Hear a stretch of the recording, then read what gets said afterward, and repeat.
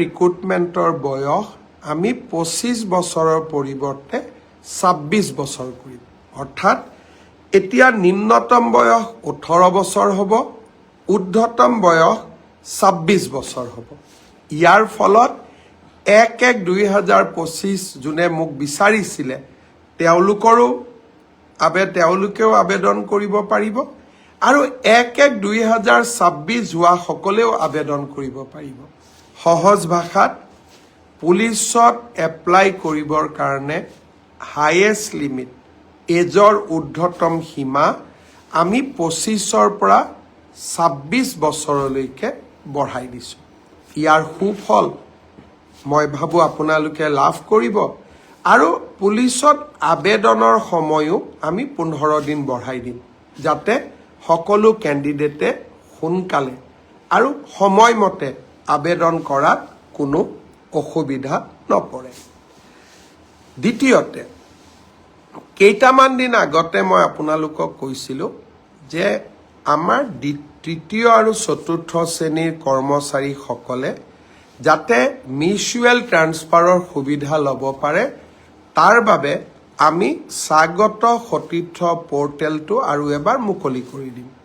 আজি মই আপোনালোকক আকৌ জনাব খুজিছোঁ যে এইবাৰ এডিআৰিত যোগদান কৰা কেণ্ডিডেটসকলকে ধৰি সকলো চৰকাৰী কৰ্মচাৰীক বদলিৰ বাবে আবেদন কৰিবলৈ সুবিধা দিবলৈ স্বাগত সতীৰ্থ পৰ্টেলটো আমি ফেব্ৰুৱাৰী মাহৰ প্ৰথম সপ্তাহত মুকলি কৰি দিম।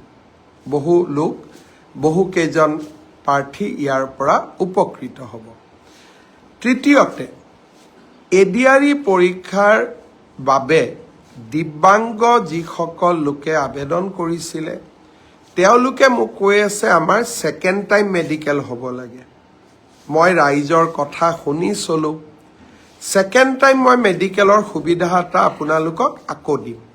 কিন্তু যদি আপোনালোক দিব্যাংগ নহয়, দিব্যাংগৰ কোটাত কিন্তু আমি আপোনালোকক চাকৰি কৰাৰ সুবিধা নিদিওঁ। সেইটো ক্ষেত্ৰত মোক হেঁচা নিদিব। কিন্তু আপোনালোকে যিহেতু কৈছে যে আৰু এবাৰ আমাক চেক আপ কৰাৰ সুবিধা দিয়ক, নিশ্চিতভাৱে আমি আপোনালোকক সেই সুবিধা প্ৰদান কৰিম যাতে আপোনালোকে আৰু এবাৰ এই ব্যৱস্থাত বা আৰু এবাৰ যদি আপোনালোকৰ প্ৰথমটো ডাউট আছে আৰু এবাৰ যাতে আপোনালোকে সোনকালে আবেদন কৰিব পাৰে। ভেঞ্চাৰ স্কুলৰ শিক্ষকৰ পৰ্টেলটো মই খুব সোনকালে মুকলি কৰি দিবলৈ শিক্ষা বিভাগক মই জনাইছোঁ। মই বিশ্বাস কৰোঁ যে ৰণোজ পেগু ডাঙৰীয়াই খুব সোনকালে ভেঞ্চাৰ স্কুলৰ আবেদনৰ পৰ্টেলটো মুকলি কৰি দিব। আজি মই বিশেষ আপোনালোকক আমনি নকৰোঁ, কাৰণ ময়ো যাব ওলাইছোঁ।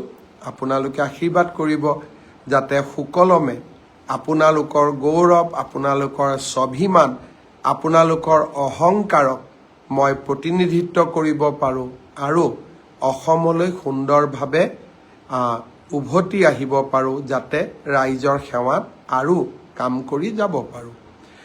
মোৰ অনুপস্থিতিত যদি কিবা কাৰণত অসম কেবিনেটৰ বৈঠক অনুষ্ঠিত কৰিবলগীয়া হয়, মই 24 তাৰিখে ৰাতিপুৱাই গুৱাহাটীত আহি পাম। কিন্তু আজিৰ পৰা 24 তাৰিখলৈকে যদি কিবা কাৰণত অসম কেবিনেটৰ বৈঠক আহ্বান কৰিবলগীয়া হয়, তেতিয়াহ'লে তাত আমাৰ মন্ত্ৰী ৰঞ্জিত দাস ডাঙৰীয়াই সভাপতিত্ব কৰিব বা অধ্যক্ষতা কৰিব। আনহাতেদি মই 24 তাৰিখে ৰাতিপুৱা উভতি